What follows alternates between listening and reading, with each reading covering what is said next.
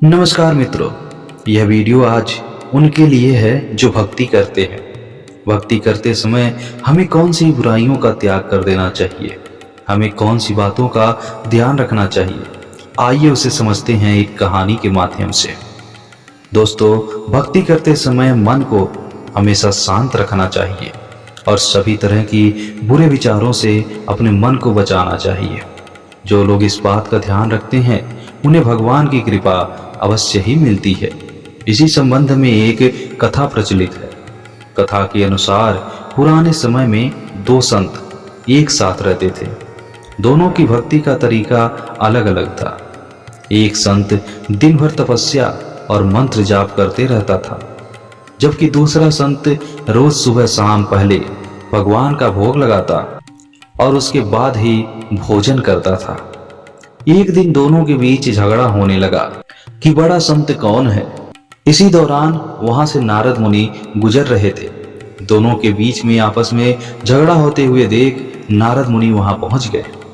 नारद ने दोनों संतों से पूछा कि आप दोनों किस बात के लिए लड़ाई कर रहे हैं। संतों ने बताया कि हम ये तय नहीं कर पा रहे हैं कि दोनों में सबसे बड़ा संत कौन है। नारद जी ने कहा कि ये तो छोटी सी बात है, इसका फैसला मैं कल कर दूंगा। अगले दिन नारद मुनि ने मंदिर में दोनों संतों की जगह के पास हीरे की एक एक अंगूठी रख दी। पहले तप करने वाला संत वहां पहुंचा।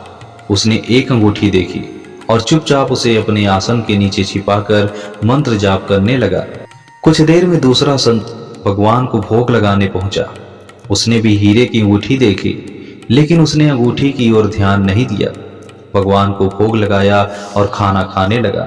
उसने अंगूठी नहीं उठाई। उसके मन में लालच नहीं जागा, क्योंकि उसे भरोसा था कि भगवान रोज उसके लिए खाने की व्यवस्था जरूर करेंगे। कुछ देर बाद वहां नारद जी आए। दोनों संतों ने पूछा कि अब आप बताएं कि हम दोनों में से सबसे बड़ा संत कौन है। नारद जी ने तपस्या करने वाले संत को खड़े होने के लिए कहा। जैसे ही वह संत खड़ा हुआ तो उसके आसन के नीचे छिपी हुई अंगूठी दिख गई। नारद मुनि ने उससे कहा कि तुम दोनों में भोग लगाकर खाना खाने वाला संत बड़ा संत है। तपस्या करने वाले संत में चोरी करने की बुरी आदत है। उसने भक्ति के समय में भी चोरी करने से संकोच नहीं किया, जबकि भोग लगाने वाले संत ने अंगूठी की ओर ध्यान तक नहीं दिया। इस कारण वही संत बड़ा है। तो मित्रों, इस कहानी से हमें सीख यही मिलती है कि भक्ति तभी सफल होती है जब भक्त के मन में बुरे विचार न हो, भक्त बुरे काम न करता हो। जिस भक्त के विचार पवित्र होते हैं और जो बुरे कामों से दूर रहता है, सिर्फ उसे ही भगवान की कृपा मिलती है।